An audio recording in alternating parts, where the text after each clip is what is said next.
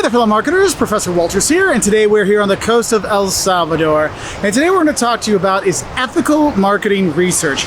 Because when you're doing marketing research, you really want to make sure you keep it on the up and up. You want to keep it very ethical.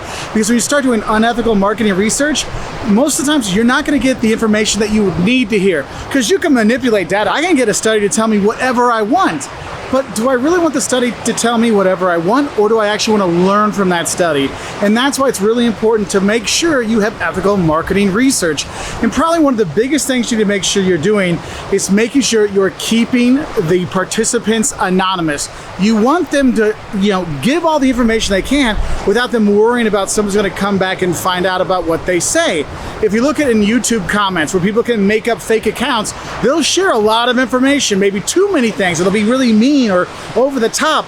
But the thing is that anonymity gives them that kind of freedom to say everything they want. And when you're doing marketing research, you want them to share everything they can. You want them to share all their deepest, darkest secrets, how they feel about stuff and things like that, so you get more out of your research.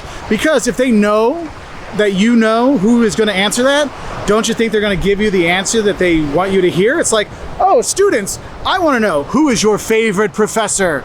And I start staring at you like this. You're probably going to say, oh, Professor Wolters, he's the best. Well, yeah, because you're kind of like, that I know what your answer is going to be. So that's why it's really important. If you want to get honest answers, you keep them anonymous, okay?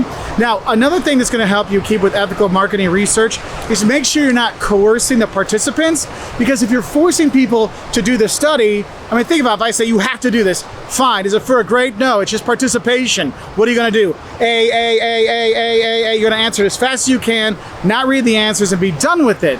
Does that give me, as a researcher, good information? No, it doesn't.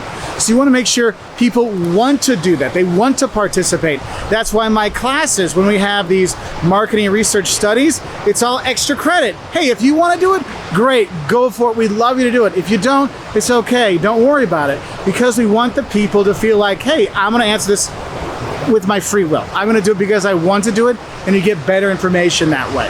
Now, another thing you really should try to not do is do not trick them, don't mislead them, none of these things, because if you mislead the participants, they're going to start answering questions that way. It's kind of like if I say, what do you think about this wonderful, fantastic, amazing candidate? Are they great? Let us hear what you think. Well, you're already leading them to say good things, versus vice versa, where you say, oh, what do you think about this horrible, crazy, weird candidate? And of course, that's going to lead people to kind of go with those ways. And that's the thing, is you can look online when they'll be interviewing people and they'll say, oh, we want a mean comment or we want a nice comment. They'll do that, okay? So don't mislead them, okay? Let them know we're doing the study for this, so they know what's going on. Because if you hold that back, that's not a good way to do your research. Now, obviously this should go without saying, but you do not want to hurt or kill or maim your participants. Look, they don't do that shocking thing anymore, okay? It's the thought that they might be shocking people that gets people to go, oh no. No, you don't want to do those kind of things, all right? You want those participants to come back and do more research with you. You've got a panel study that's going over time. You need them to make it through from year 1 to year 5, okay? So don't hurt your participants. Now, another thing we want to look at in terms of ethical marketing and research is you have to realize if you're doing research on people, a lot of times you're tracking a lot of information about them, okay? Whether it's anonymous or not, you're tracking these kind of things. And what you need to do is you need to make sure you have the data privacy protected, you have protection services. Is your data warehouse protected? Can people get into that? What's going on? Because if people find out that all those information they shared with you was lost, it's kind of like, think of it this way. If you share your secrets with your friends and then your friend tells all your secrets, are you ever going to share anything with them again? No. Okay, so make sure that you do protect that data privacy, protect that information you've collected. And when you have all this information, I think my last little thing I want to talk about with this ethical marketing research is make sure you're not misusing the findings. This is one of those things I always laugh about, because you watch TV and they'll say, oh, 3 out of 4 dentists prefer, toothpaste number 1, and 2 out of 3 dentists prefer toothpaste number 2. Wait a minute, 3/4 and 2/3, that's more than 100% of people, of dentists. What's going on? Yeah, you can see how you can kind of mislead people with their findings.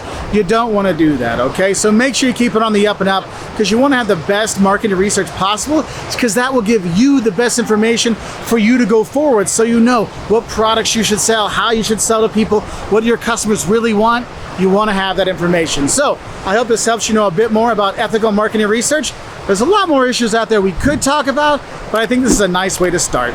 And I'll say bye from here in the beautiful beaches of El Salvador.